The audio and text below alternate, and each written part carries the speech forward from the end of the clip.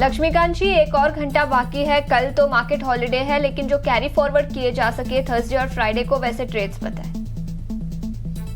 देखिए, निफ्टी अभी भी 25,800 के नीचे सस्टेन कर रहा है।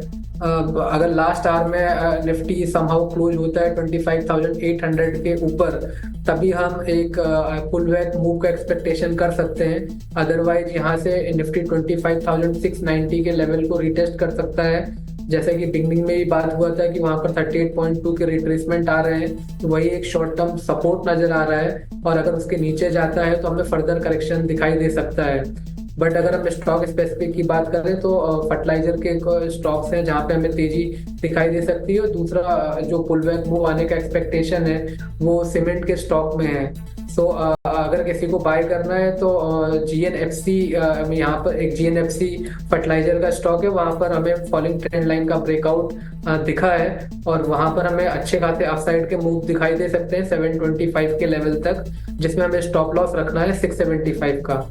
और ACC सीमेंट में कप एंड हैंडल पैटर्न का फॉर्मेशन बनता हुआ नजर आ रहा है। और 2530 के 5 के ऊपर उसका ब्रेकआउट आ सकता है। तो अगर आज की क्लोजिंग 2535 के ऊपर होती है इसी सीमेंट में, तो वहां से हमें 2720 के लक्ष्य दिखाई दे रहे हैं। इसमें जो हमारा स्टॉप लॉस हमें मेंटेन करना है वो रखना है 2420 का। बिल्कुल, तो ये है पसंद लक्ष्मीकांत जी की। लक्ष्मीकांत जी, जाते जाते ज़रा डिस्क्लोजर देते जाएं। जी, जो भी यहाँ पर स्टॉक रिकमेंड किए गए हैं, जिनके जिनके बारे में भी हमने सजेशन दिए हैं, उसमें मेरा कोई पर्सनल ट्रेड नहीं है। हालांकि मेरी ऑर्गेनाइजेशन और क्लाइंट का ट्रेड हो सकता है।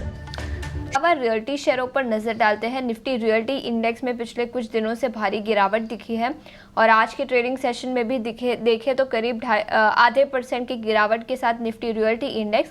और कुछ स्टॉक्स की बात करें तो फीनिक्स मिल्स 4% की गिरावट यहाँ पर है। शोभा और प्रेस्टीज एस्टेट्स में भी 1.5 से 2.5% की गिरावट दिखी है। लक्ष्मीकांत जी, तीनों ही स्टॉक्स पर आपकी क्या राय होगी?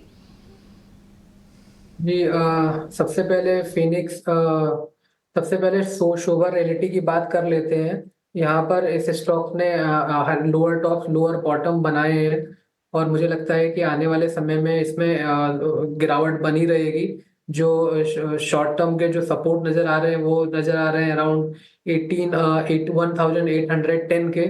और वहीं से कुछ रिवर्सल मूव आने का एक्सपेक्टेशन है। अदरवाइज जब तक ये स्टॉक 1970 के नीचे ट्रेड करता है, तब तक इसमें करेक्शन बना रहेगा। बिल्कुल, तो ये राय है रियल एस्टेट शेयरों